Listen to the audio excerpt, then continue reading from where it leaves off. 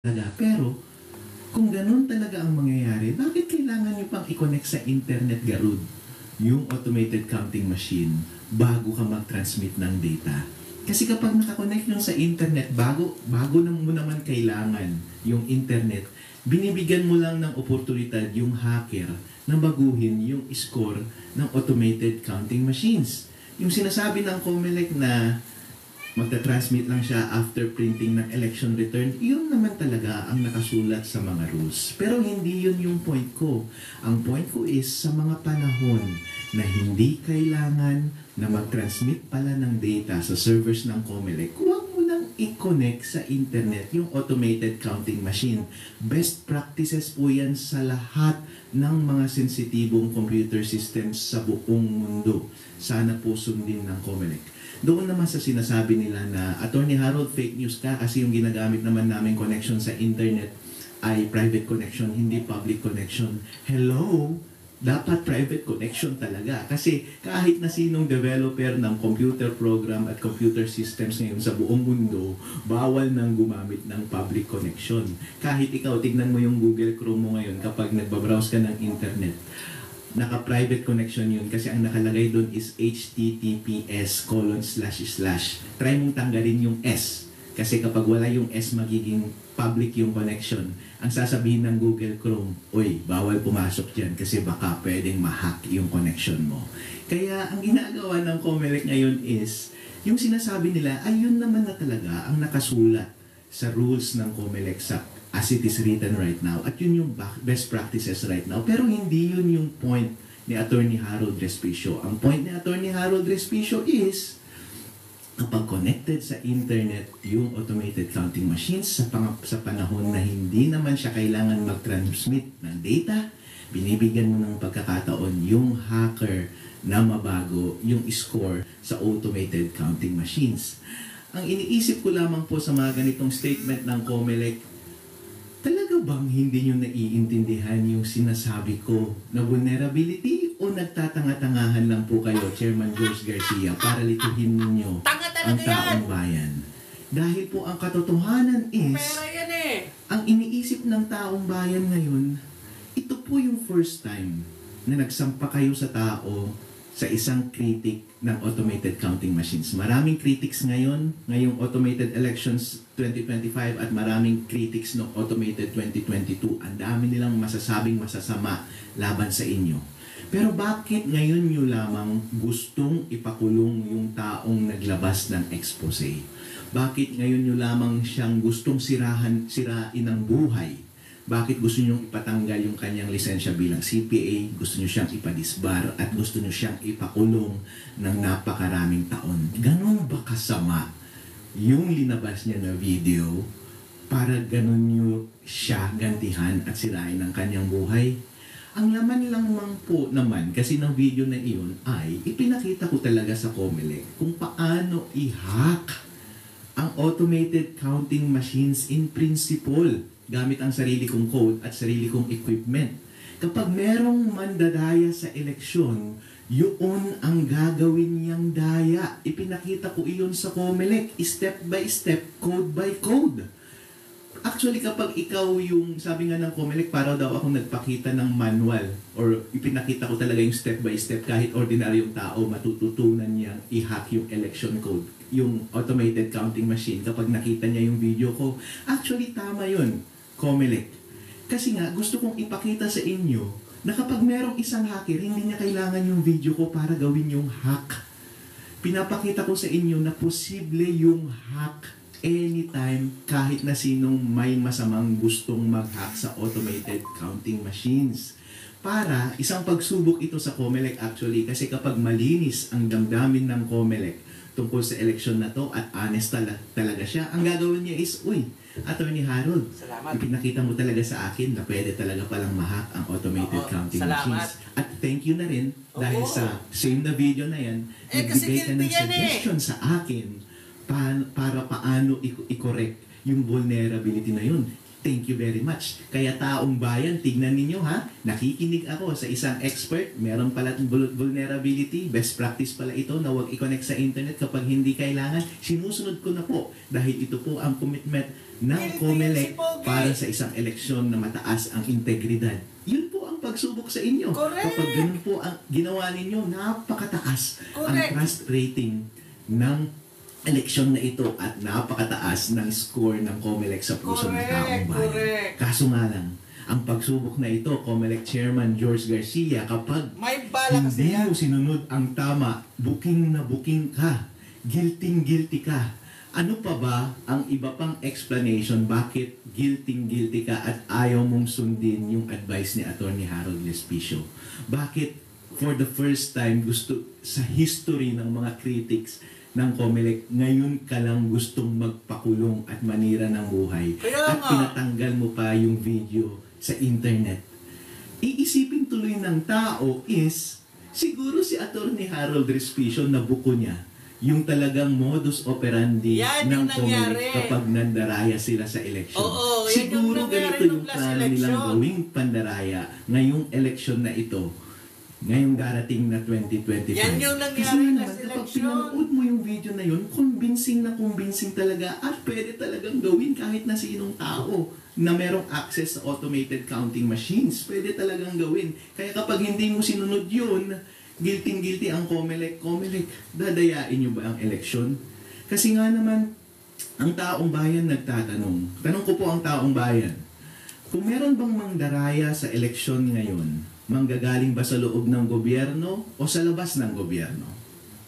Kapag manggagaling sa loob ng gobyerno ang mandaraya, yung COMELEC kaya ang mandaraya o yung administrasyon ngayon ang mandaraya? Alright? Tanong din natin, kung sila yung mandaraya, meron ba silang access sa automated counting machines? Kahit sabihin na natin na pina-independent audit nila yung automated counting machines sa napakagaling na international IT auditors, pagkatalikod ba ng mga auditor na yon, meron pa rin silang access sa automated counting machines? Why Since sila rin yung nagbabantay ng automated counting machines, hindi po ba? At kapag ikaw ay masamang gobyerno at gusto mo talagang mandaya, gusto mo at ibinigay sa iyo yung napakalaking tukso na kontrolin ang demokrasya ng isang bansa, tama ba na mag-presume na or magbigay ng assumption na baka nga gusto mong baguhin or dayain or makakuha ng advantage ngayong eleksyon na ito? Napakalaki pong tukso. Ano po? Kaya kung iisipin natin, ang basic principle ng lahat ng gadget, di ba kapag may cellphone ka or laptop ka, dalhin mo sa Green Hills, kaya nilang baguhin ang source code niyan kahit merong password. Kasi basic principle yon sa internet security na kahit na anong computer gadget, kasama na ang automated counting machine, basta meron kang access sa machine, pwede mong baguhin ang source code kahit nakatalikod na or kahit tapos na ang audit. So, since ang gobyerno ang gumagwardiya ng automated counting machines at sila yung pwede mong paghinalaan na gagawa ng kalokohan ngayong darating na eleksyon, meron ba silang kakayahan na baguhin yung source code ng automated counting machines na wala tayong kakuklu? Alright. Kaya maganda po na on the day of election, i-assume natin na nakurap yung source code ng automated counting machines. Wala kasi tayong magagawa doon. Kahit anong kembot natin, hindi natin mababantayan yung automated counting machines 24/7 at kada segundo. Kaya ang dapat na lang natin gawin is kapag corrupted man yung source code ng automated counting machines at meron siyang highway na create or daanan para sa isang hacker o masamang tao na baguhin or makipag-usap or magbigay ng instruction doon sa makinang iyon, wag tayong pumayag na ma-access yung highway na iyon. At ang tanging paraan lang para magawa yan ay wag mong i-connect sa internet yung automated counting machines. Kasi kahit corrupt yung code niyan, kapag hindi naman siya na-access ng masamang tao sa labas, wala ring silbi. Malamang ang gagawin na rin ng gobyerno or ng masamang tao na gustong baguhin ang source code noon, syempre hindi siya masyadong obvious. Kapag hindi na makakonect yung masamang tao na gustong baguhin yung resulta ng eleksyon, ang gagawin niya na is pababayaan niya na yung makina na maglabas ng totoong resulta. Kaya importante na habang nagbobotohan tayo on the election day at bago mag-print ng election return, sana hindi mo na siya connected sa internet. Para, Correct! yun nga, hindi maka-access yung masamang tao at baguhin niya yung score sa loob ng automated counting machines. Tandaan po ninyo, ang score sa loob ng automated counting machines ay hindi nakikita. Saka mo lamang yan makikita ng mga watchers pagka-print ng election return. Kaya, importante na bago mag-print ng election return, walang access sa internet yung automated counting machines. Kasi yun lamang yung first time na makikita natin yung final score pagka-print ng election return. At magugulat ka na lang na yun ang resulta. Ngayon, ang mangyayari po dyan is kapag may kopya na yung mga watcher natin ng mga election return na tamang score kasi hindi connected yung makina sa internet, malamang yung masamang tao na gustong mandaya ng election, ang linagay niya na rin instruction dun sa corrupted source code ay, since ganyan ang nangyari, ang isend mo na ring data sa servers ng COMELEC ay yung tamang data. Kasi nga naman kapag iba yung hawak ng mga watcher mga watcher na resulta ng election at yung mga lumalabas sa COMELEC servers, obvious na pandaraya yun at magkakaroon talaga ng revolusyon sa Pilipinas. Ang gusto pong iwasan ni Attorney Harold Respicio ay isang pandaraya na walang may alam. Kahit yung mga election board natin, mga teachers natin, hindi nila alam na merong nangyayaring daya. Kahit nga karamihan ng tao sa gobyerno, walang may alam na may nangyayaring daya. Kasi para siyang sleeper agent, kumbaga para siyang spy na natutulog at naghihintay lamang ng instruction kung gusto mong bang dayain o hindi. Kasi merong choice kung gusto ko bang dayain itong makina na ito o hindi. Malamang kung may mangyayaring daya sa eleksyon, ang may alam lang yan is yung mga iilang tao na nabibilang mo sa daliri na merong access doon sa mga device at nagbago ng source code doon sa mga makina habang walang nakatingin. Once gawin mo iyon, napakadali na lang mangyari at connected sa internet, hindi mo makikita ang mangyayaring daya, mangyayari siya in a split second, less than 1 second, iba na kaagad yung score. Yun po ang ipinakita ko sa aking video. Kaya po, ang hirap po kasing bigyan ng benefit of the doubt ang COMELEC sa ganitong sitwasyon kasi tulad ng sabi ko kanina, kung honest ka, makikinig ka. At kapag guilty ka naman at plano kang mandaya, ano ang gagawin mo? Di ipakulong mo na lang yung tao, patahimikin mo siya, patayin mo na rin siguro siya, at ipa-down mo yung video para hindi magulo sa ating bansa. Pero taong bayan, papayag ba tayo na nakawin sa atin ang ating demokrasya? Lahat tayo naniniwala na ang boto natin ay may bilang. Oo nga, yan ang ginawa Ang ng resulta pala sa ng ating eleksyon ay hawak lamang ng iilang tao sa gobyerno na may access or merong kakayahan na magbago ng rules mula sa COMELEC. Kaya po, taong bayan, ito po ang mensahe ko sa inyo. Sana po manindigan tayo na i-push ang COMELEC na baguhin ang kanilang rules. Ito lamang po ang gusto kong mangyari, COMELEC. Wala nang iba. Napaka-inosente. Walang mawawala sa taong bayan, walang mawawala sa democratic process natin, wala ring mawawala sa COMELEC. Hindi rin madedelay ang ating pag-transmit ng election. Sabi nila last time nga daw, within 1 hour, transmitted na dapat yung resulta ng election. Sabi ko nga, dapat within 1 minute transmitted na dapat kasi cut-off ang 7 p.m. Pag pindot mo ng election return, ilang seconds lang yung printing nun, i-connect mo kaagad yung makina sa internet. Pag-click mo, magsisend dapat kaagad yun sa COMELEC. Napakaliit lamang ng data na iyon. Split second lang na ipadala na kaagad sa server ng COMELEC yun. Gamit pa natin Starlink, di ba?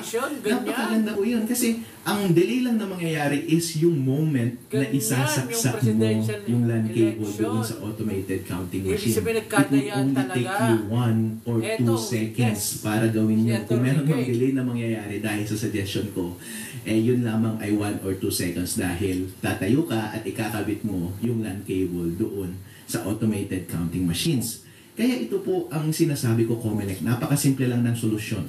Ang current po kasi na manual ninyo paano mag-operate ng automated counting machine ngayon ay yung Annex B ng COMELEC Resolution 11098. At ang nakalagay po doon ay before the day ng elections, merong dry run na mangyayari at tetestingin mo, ito troubleshoot mo kung connected ba sa internet yung makina at merong data na pwedeng connected siya sa internet. At kapag connected siya sa internet at okay na rin yung mga ibang troubleshooting process mo, okay na.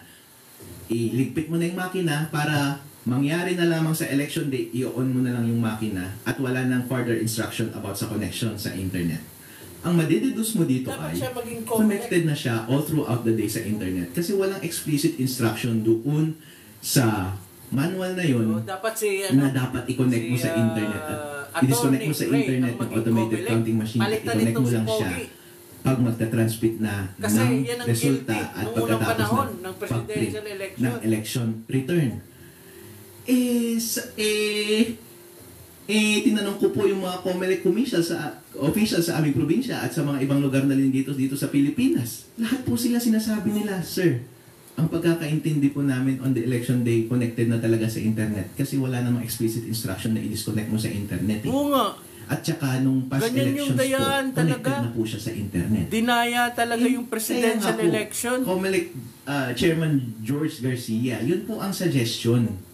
Maglagay ka lang dapat ng isang maging sentence COMELEC, doon sa manual attorney. na yun at ilagay mo lang on the day of elections, first thing na dapat gawin is i-disconnect sa internet yung automated counting machines by removing yung LAN cable o anumang connection sa internet na ginagamit and saka lamang i-connect sa internet yung automated counting machines kapag magta-transmit na ng data sa servers ng COMELEC at pagkatapos ng pag-print ng election Ganyan returns. yung Yun lang nangyari ang sa suggestion ko. presidential Napakadali, election. Napakasimpleng amendment Nagkadayan doon sa talaga. Annex B ng COMELEC Resolution 11098. Tingnan At mo. konting pirma lang yun, Mr. Yan yung George tinatapos Garcia. ng Kapag ano, ginawa ng, niyo po ito, pagkakataon niyo ito, trayo. ipakita sa taong bayan Mga na good general. faith talaga kayo at napakataas ng score niyo sa puso ng mga Pilipino. Ay, hindi Pero nyo kapag gagawin hindi yan. niyo po ito ginawa, Diyos ko po, lahat na po ng pagtataka, lahat ng doubt, lahat Hindi nyo gagawin ng yan. lahat ng suspicion ay nasa sa inyo na. Kumbaga sa korte, guilty eh. na po kayo. Ano ba ang dahilan bakit ayaw nyong gawin ito? Ang tanging dahilan lamang po na nalalabas is mandaraya talaga kayo. Kaya nga po, yun ang sinasabi ko, Chairman George Garcia. Naku, ang sakit nun. Na sana Talaga ay, mandaraya yan eh. mag-cooperate po tayo para po ito sa ikagaganda ng ating demokrasya at ikagaganda ng ating bansa. Kapag hindi po natin gagawin ito, Panalo sana ang si resulta Lenny. lamang ay bababa ang kumpiyansa Kung sa hindi ating ini-on bayan yung at bababa internet nung ang unang kumpiyansa panahon, sa ating nung eleksyon. presidential Ayoko election. nating mangyari na mawala ang kumpiyansa ng taong bayan Kasi sa dinaya ating tayo. proseso ng eleksyon dahil yung kinakatakutan ganun ang po nangyari nating pala, katulungan mga walang ay hiya. mangyayari kapag yan ay pinabayaan ninyo. Maraming salamat po. Thank you for watching.